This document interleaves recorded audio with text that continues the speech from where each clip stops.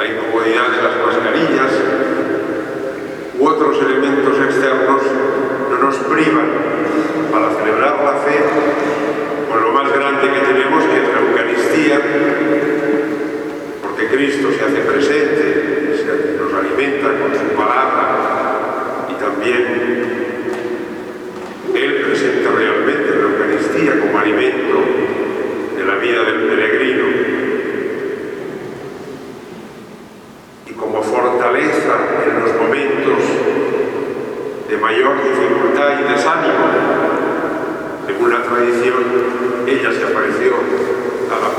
Santiago, allá, a orillas del Ebro, en un momento de dificultad, de desánimo, para darle consuelo y fortaleza. Eso es lo que también hemos de recibir. Si este año no habrá comida, no habrá la ofrenda floral fuera, o las jotas o los cantos típicos, los elementos esenciales y principales sí que los mantenemos. Está una imagen suya, está su presencia espiritual, está su consuelo y fortaleza. Y hoy le hemos de pedir a ella especialmente eso que hemos expresado en la oración colecta, la que se reza antes de las lecturas. Pedimos al Señor, por intercesión de María, tres cosas en referencia a las tres virtudes teologales: fortaleza en la fe, seguridad en la esperanza, constancia en el amor. Pues eso es nuestra vida cristiana. Eso es nuestra vida cristiana. Una fe que tiene que ser fuerte y robustecerse, que resiste las adversidades y que sale más fortalecida en las adversidades. Un amor que se tiene que expresar, sobre todo en las relaciones personales que ahora se han intensificado, porque como no se puede salir tanto, se hace más vida en casa, para lo mejor y para lo peor, porque cuando hay una convivencia más directa y más extendida, aflora siempre lo mejor y lo peor de los temperamentos de las personas, pero tiene que ser ocasión para vivir el amor, la caridad y el diálogo en las familias y recuperar el tiempo que a veces es difícil cuando las circunstancias externas son otras. Y también no perder la esperanza, seguridad en la esperanza, porque estamos en manos de Dios. Yo sí hay una frase que en estos meses he dicho en ocasiones innumerables, es: estamos en manos de Dios, estamos en manos de Dios. A la vez hemos de ser muy precavidos, muy prudentes y seguir las normas sanitarias que nos protegen. En eso hacer todo lo posible humanamente y ser obedientes y disciplinados. Y después no agobiarnos porque estamos en manos de Dios, estamos en manos de Dios que nos quiere y que nos cuida.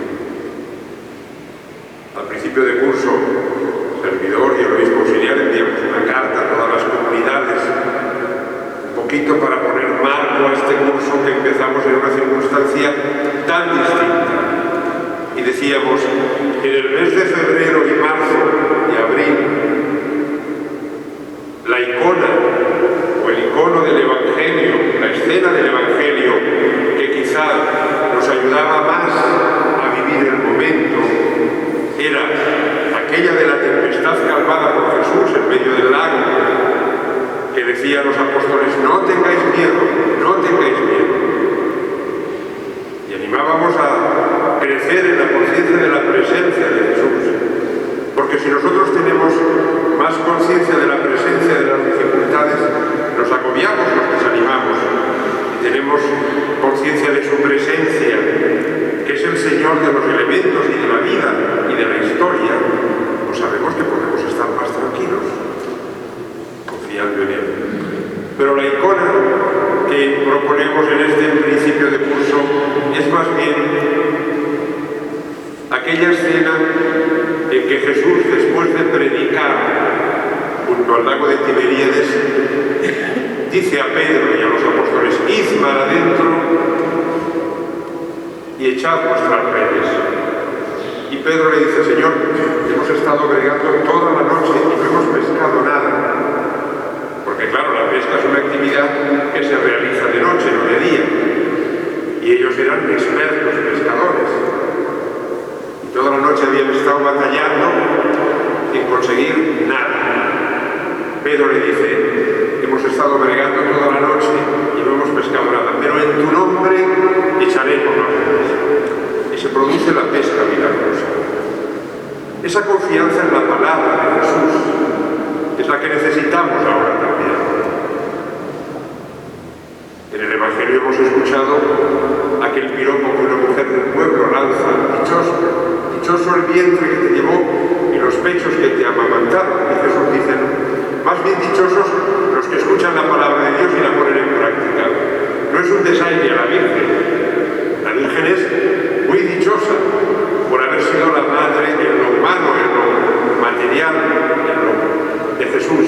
Pero es más dichosa todavía porque si hay alguien que ha escuchado la palabra de Dios y la ha puesto en práctica, es ella. Pero Jesús quiere separar las relaciones humanas, familiares, de sangre, de las relaciones espirituales y dejar claro que las relaciones espirituales y los vínculos espirituales son más importantes todavía que los vínculos de la carne y de la sangre. ¿Qué nos dice a nosotros hoy? María nos dice, como a los sirvientes en Cana de Galilea: haced lo que Él os diga, haced lo que Él os diga. Y lo que Él nos dice es eso, que sigamos adelante. El remar para adentro para nosotros es seguir adelante y empezar el nuevo curso con todas nuestras actividades, en la modalidad que se puedan hacer, con toda la intensidad de fe, de esperanza y de amor, poniendo nuestras capacidades al servicio de los demás y acompañando todas las realidades. Ahora habrá muchas personas que viven más la soledad, que sufren más la soledad, pues habrá que acompañarlas y estar por ellas, en las familias, con los vecinos, en las comunidades. Estar pendientes los unos de los otros, acompañar a las personas que más sufren la soledad en estos momentos, acompañar a las personas más necesitadas. Nuestra acción caritativa y social tendrá que redoblarse, porque también ha empezado una crisis económica que golpeará a los más débiles. Pues ahí tendremos que estar. Haremos lo que Jesús nos diga, haremos lo que la Madre nos indica, es cuidar a los más necesitados de la familia. Tendremos que acompañar la formación, la catequesis, todas las tareas formativas. Y tendremos que acompañar y vivir también las celebraciones, porque es donde nosotros cargamos las baterías espirituales y encontramos la fuerza en la oración, en el encuentro con el Señor, en la Eucaristía, en la meditación de su palabra. Ahí encontraremos la fuerza, como hacía María, como hacía María.